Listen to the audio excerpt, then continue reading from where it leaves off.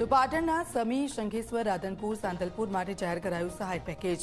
સહાય અપૂરતી હોવાથી ખેડૂતોની ફરિયાદ ઉઠી છે। ખેડૂતોને વાવણી પાછળ વધુ ખર્ચ કર્યો હોવાથી વધુ સહાય આપવાની માંગ। પાટણ અને સિદ્ધપુરનો પણ સહાય માટે સમાવેશ કરવાની માંગ થઈ। વાવ થરાદના ખેડૂતોને સહાય પેકેજ જાહેર કરાતા બનાસકાંઠા કોંગ્રેસના જિલ્લા અધ્યક્ષ ગુલાબસિંહ રાજપૂતનું નિવેદન। વાવ, થરાદ, સુઈગામ અને બાબર વિસ્તાર માટે 1000 કરોડના સહાય પેકેજની માંગણી કરી। સરકારે સહાય જાહેર કરતા ઝી 24 કલાકની ટીમે કચ્છના ખેડૂતો સાથે વાતચીત કરી। કચ્છમાં બાગાયત સહિતના પાકોનું થયું છે નુકસાન, ત્યારે સહાય ક્યારે મળશે તેવો ખેડૂતોને છે સવાલ। બોટાદના હળદરના પોલીસ દમનના 5 ખેડૂતો ભોગવી રહ્યા છે જેલવાસ ભોગવી રહેલા ખેડૂતોની વહારે આવ્યા શિરોવાણિયા ગામના ખેડૂતો। તેમના ખેતરમાં ખેતી કામ કરીને મદદ કરી। ગામના ખેડૂતોએ પાક લણવા સહિતની કામગીરી કરી। સુરતમાં પોલીસે તોડ કરનાર સસ્પેન્ડેડ પોલીસકર્મી રણજીત કાસલેને ઝડપ્યો। બેંકમાં નોકરી કરતી મહિલા પાસેથી રૂપિયા 2.50 લાખનો તોડ કર્યો હતો। મહિલાને ખોટું કામ કરે છે એવું કહીને ધમકાવી પણ હતી।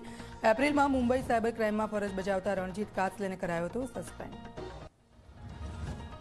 ડાંગ સાપુતારામાં વરસ્યો ધોધમાર વરસાદ। દિવાળી પર્વમાં વરસાદ વરસતા સાપુતારાના રહીશોને દિવાળી બગડી।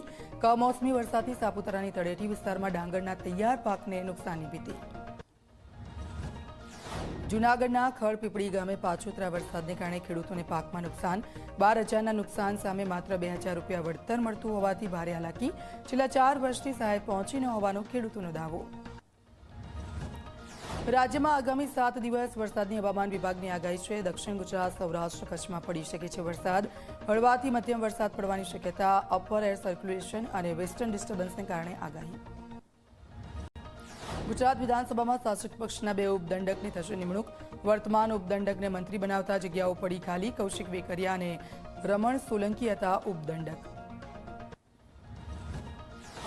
દાદરા નગર હવેલીમાં સ્થાનિક સ્વરાજ્યની ચૂંટણીમાં વિવાદ થયો છે। ઉમેદવારોના ફોર્મ મંજૂર અને નામંજૂર થવા મામલે વિવાદ।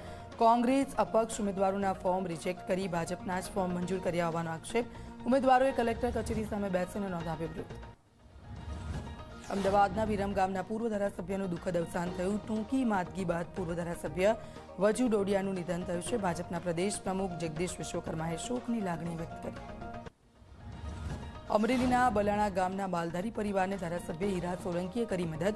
પરિવારને 10 ઘેટાં ખરીદીને આપ્યા। પરિવાર ઘેટાં રાખતો હતો જે ઘેટાનો સિંહે શિકાર કર્યો।